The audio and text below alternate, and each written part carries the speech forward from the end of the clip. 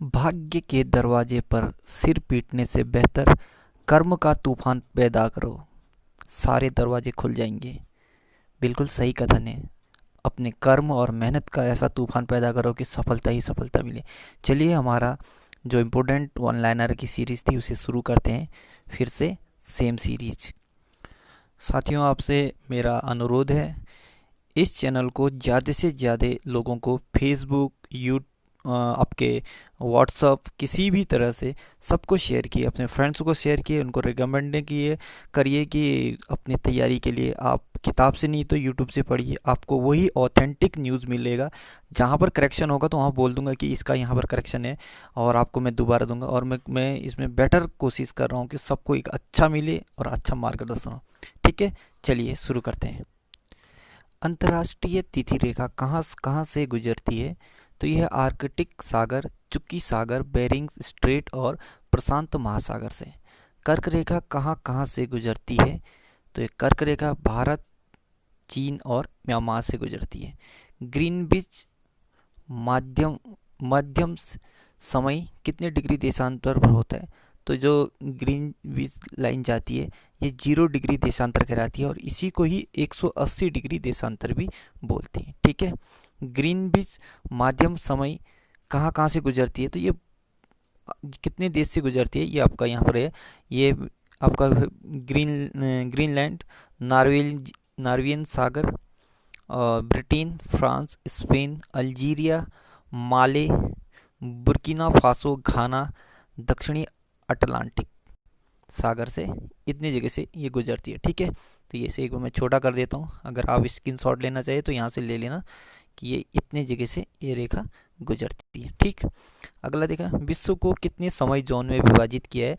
तो विश्व को 24 समय जोन में विभाजित किया गया है। भारत में भारत में किसे मानक समय माना जाता है? तो ये 82.82 डिग्री यानी 82.30 डिग्री पूर्वी देशांतर को। ठीक है, ये इलाहाबाद के आसपास, नैनी, मिर्ज़ापुर के आसपास से निकलता है ये रेखा। ठीक है, और 5 राज्यों को लगभग 5 राज्य आपका आपका उत्तर प्रदेश, दूसरे में मध्य प्रदेश, तीसरा झारखंड, चौथा उड़ीसा, पांचवा आंध्र प्रदेश, इतने राज्यों को काटती हुई ये देशांतर रेखा जाती है जो भारत का मानक समय रेखा है। ठीक है,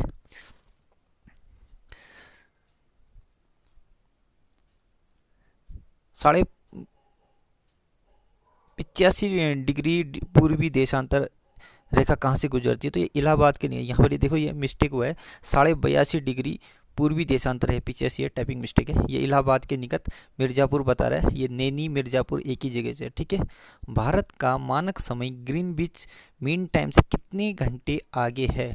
तो ये 5.5 घंटे आगे है। ठीक है, ध्रुवों पर रात दिन कितने समय का होता है? तो ध्रुवों पर जो रात और दिन होता है वो 6-6 महीने का होता है।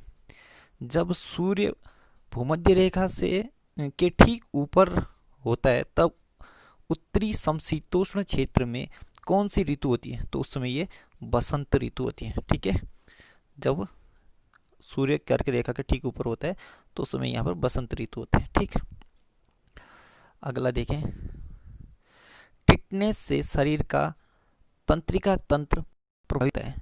तो ये टिटनेस से क्या होता है? तंत्रिका तंत्र प्रभावित होते हैं।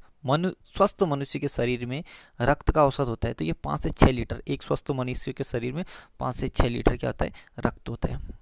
मनुष्य के रक्त का शुद्धिकरण किडनी में होता है। ठीक है, इसे परिसंचरण भी कहते हैं। मानव शरीर की सबसे छोटी ग्रंथि पिट्यूटरी मस्तिष्क में पाया जाता है। मानव शरीर की सबसे बड़ी ग्रंथि यकृत ये होता है और ये पेट में पाया जाता है। ठीक है, इसको सबसे बड़ी ग्रंथि कहते हैं। इंसुलिन की खोज ये बेंटिंग एवं बेस्ट ने की थी।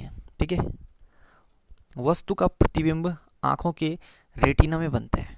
नेत्रदान में आंख के कार्निया को दान किया जाता है। सोयाबीन में सर्वाधिक प्रोटीन मिलती है, 42% इसमें लिखा है, कहीं पर ये 46 भी मिलेगा। तो 42 से 46 के बीच में आपको मिलेगा, वो ऑप्शन देख के पता चल जाना चाहिए। ठीक है, जल में घुलनशील विटामिन बी और सी, जो बी और सी जो दो विटामिन ये जल में घुलता है, बाकी सब वसा में घुलते हैं। ठीक है, विटामिन सी खट्टे फलों में पाए जाते हैं। विटामिन सी की की जो रासायनिक नाम है उसे एस्कर्बिक एसिड कहते हैं। जीव विज्ञान के जनक अरस्तु को कहा जाता है। जीव विज्ञान शब्द का सर्वप्रथम प्रयोग लेमार्क और टेविरेनस ने किया था। वनस्पति विज्ञान के जनक थियोफ्रस्टस को कहा जाता है। आधुनिक वर्गीकीय मतलब मॉडर्न टेक्सोनोमी के पिता लिनियस को कहा जाता है। जैसे जो अभी विज्ञान में जो वर्गीकरण कहते हैं, तो आधुनिक वर्गीकीय या वर्गीकरण का पिता किसको कहते हैं? लिनियस को कहते हैं। ठीक है। एडवर्ड जेनर ने चेचक के टीका का खोज किया था। आम का वनस्पतिक नाम होता है तो ये होता है मैंगीफेरा इंडिका। ठीक है, ये आपका इसको बॉटनिकल नेम या साइंटिफिक नेम भी कहते हैं। त्वचा carbon dioxide gas green house gas में सबसे ज़्यादा योगदान करती है। मतलब जो ग्रीन हाउस बनता है गैस, तो उसमें कार्बन डाइऑक्साइड सबसे ज़्यादा योगदान देता है। त्वचा का कैंसर सूर्य की पराबैंगनी किरणों से होता है। ठीक। रेबीज के टीके की खोज अलेक्जेंडर फ्लेमिंग ने किया था। किसने? अलेक्जेंडर फ्लेमिंग ने। विद्युत बल्ब के अंदर आर्गन गैस भरी जाती है। जो हमारा घर में लाइट के लिए विद्युत बल्ब होता है, तो उसमें आर्गन गैस भरा जाता है। और ये जो आर्गन गैस है, ये आपका जो ट्यूबलाइट आता है उसमें होता है। ठीक है। आजकल तो और दूसरी गैस आती है। और जो आपका पहले 100 वाट के बल्ब आते थे, उसमें नाइट्रोजन होता था। तो ये याद रखना, दोनों में अलग अलग चीज़ें। नाइट्रस ऑक्साइड को हंसाने वाली गैस कहा जाता है। इसकी खोज प्रिस्टले ने की थी। ठीक। नाइट्रस ऑक्साइड हंसाने वाली गैस कहते हैं और खोज प्रिस्टले ने की थी। सर्वप्रथम आवर्त सारणी का निर्माण रशियन वैज्ञानिक मेंडलीफ ने किया था। आधुनिक आवर्त सारणी के नियम मोजले द्वारा प्रतिपादित किया गया था। विद्युत धारा को एम्पियर में नापा जाता है। डायनेमो उपकरण द्वारा यांत्रिक ऊर्जा को विद्युत ऊर्जा में रूपांतरित किया जाता है या बदला जाता है। हनुमान के पुत्र का क्या नाम था? मकरध्वज। ठीक है। देखो यहाँ पर बहुत चीज़ मैंने ना मिक्स किया।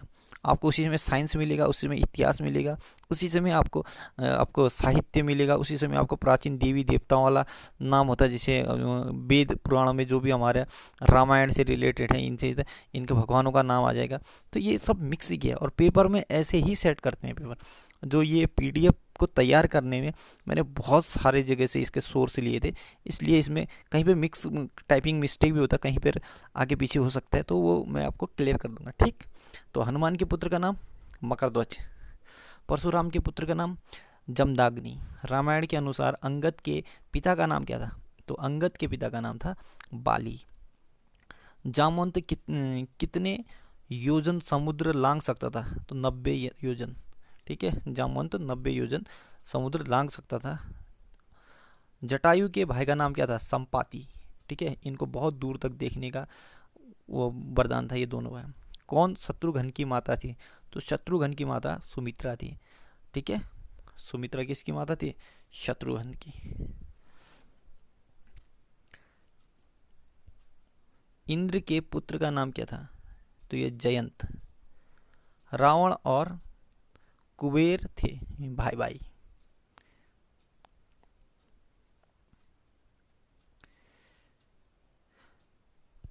राम के चरण स्पर्श से जो शिला स्त्री बन गई, वो शिला का नाम था अहिल्या। लक्ष्मण की पत्नी का नाम उर्मिला। ब्रह्म हत्या का पाप किसे लगा था? राम को लगा था। क्यों लगा था? क्योंकि रावण एक ब्राह्मण था, भले ऋषि विश्रवा का पुत्र था, और ऋषि विश्रवा ब्राह्मण थे। उन्होंने राक्षसी से शादी की थी, तो उनकी जो एक वो पत्नी थी वो राक्षसी कुल की थी। उन्होंने अपने पुत्र को फिर राक्षसी गुण दिए, तो वो एक अलग ही दुनिया में चली गया, वरना वो क्या था? ब्राह्मण था। इसीलिए उन्हें ब्रह्म हत्या का, किसको? राम को पाप लगा था। संजीवनी बूटी का रहस्य किस वैद्य ने बताया? तो ये सुसेन ने बताया था। ये बहुत इंपॉर्टेंट क्वेश्चन है। संजीवनी बूटी का रहस्य किसने बताया था? सुसेन नामक वैद्य ने। अहिल्या के पति का नाम था गौतम। श्री राम को दिए गए वनवास की अवधि कितनी थी? 14 वर्ष। लक्ष्मण को नागपाश से मुक्त किसने किया? गरुड़ ने। कौन लक्ष्मण और शत्रुघ्न की माता थी? यहाँ पर ये सुमित्रा गलत लिखा है, तो ये लक्ष्मण और शत्रुघ्न की जो माता थी, तो उनका नाम था क्या? कैकई। कैकई, ठीक है, कैकई थे। और ये शत्रुघ्न और लक्ष्मण क्या थे? भाई, दो सगे भाई थे। और इसीलिए राम और लक्ष्मण की जोड़ी होते हैं और भरत और शत्रुघ्न की जोड़ी होती है। तो और जो सुमित्रा थी, उम, तो एक मिनट, इसको यहाँ काट देते हैं। अरे माफ़ करना, दरअसल लक्ष्मण और शत्रुघ्न की माता का नाम सुमित्रा है। और हमने यहाँ पर एक मिस्टेक कर लिया था, ये इधर पे ये शत्रुघ्न की जो थे, इनकी माता का नाम भी सुमित्रा है। लेकिन यहाँ पर एक चीज़ और बता रहा हूँ मैं आपको, भरत की माता का नाम वो थी केकई। ठीक है, मैं मिस्टेक कर ये सोच रहा था कि ये भरत की माता, मिस्टेक हो गया क्या? ठीक, थोड़ा सा मैं भी कन्फ्यूजन हो गया था यहाँ पे। तो ये क्लियर हो गया कि राम के माता का नाम कौशल्या था, और लक्ष्मण और शत्रुघ्न की माता का नाम सुमित्रा था, और भरत की माता का नाम था केकई। और ये केकई मंथरा दासी के बहकाव में आने के कारण अब ये सारा फैसला और गेम रचते हैं। ठीक है, और इनके सबके पिता का नाम कौन था? दशरथ। ये रामायण में मुख्य पात्र है। आगे आता है, इंद्र के विमान का नाम क्या था? तो ये पुष्पक विमान था। समुद्र मंथन से क्या प्राप्त नहीं हुआ था? तो सीमंतक मणि, ये समुद्र मंथन से नहीं हुआ था प्राप्त।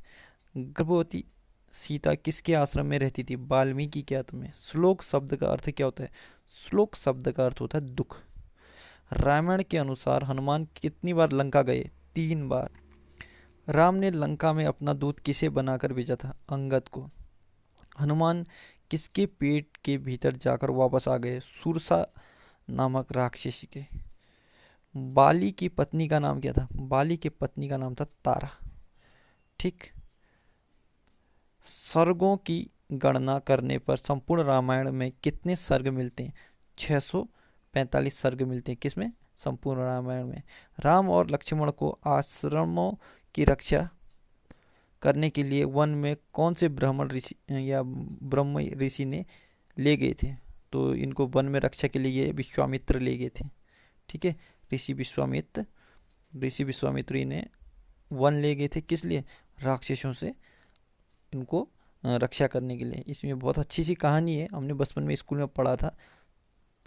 ठीक, आगे देखें। राम को वनवास देने की प्रेरणा केकई को किसने दिया? मंथरा ने। ये मंथरा दासी थी, मैं आगे थोड़ा नाम ले चुका हूँ इनका। मधुरापुरी नगरी की स्थापना किसने की थी? ये शत्रुघ्न ने की थी, मधुरापुरी नगरी की स्थापना। हनुमान ने अशोक वाटिका में सीता को किस वृक्ष के नीचे बैठा देखा? तो ये सिंसपा वृक्ष है, इसके नीचे बैठा था। मेघनाथ का दूसरा नाम क्या था? इंद्रजीत। राम और हनुमान का मिलन किस पर्वत के पास हुआ था? तो ऋष्यमुख पर्वत में, ऋष्यमुख पर्वत पे। हनुमान के पिता का नाम क्या था? केसरी। निम्न में से किसने हनुमान को की ठोटी पर वज्र से प्रहार किया? तो ये थे इंद्र थे। ठीक, निम्न में से शत्रुघ्न के पुत्र का नाम क्या था? जो शत्रुघ्न था, इसके पुत्र का नाम था सुबाहु।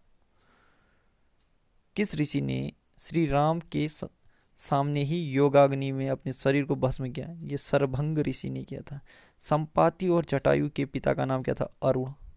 राम को वानर राज सुग्रीव से मित्रता की सलाह किसने दी थी? सबरी ने। निम्न में से किस स्त्री को मातंग ऋषि ने आश्रय प्रदान किया था? तो ये सबरी को किया था। निम्न में से किस वानर ने दुंदुभि दैत्य का वध किया था? तो ये बाली ने किया था। लंका के राजा रावण की पुत्री का क्या नाम था? अवली। रावण की पुत्री का नाम अवली। श्री राम की सेना में विश्वकर्मा के अंशावतार कौन थे? नल और नील।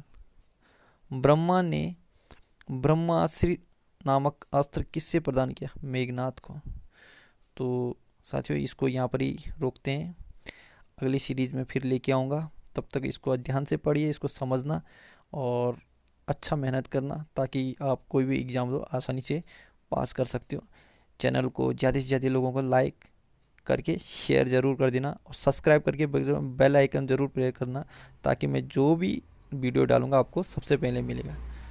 ठीक है, सो थैंक्स फॉर वॉचिंग।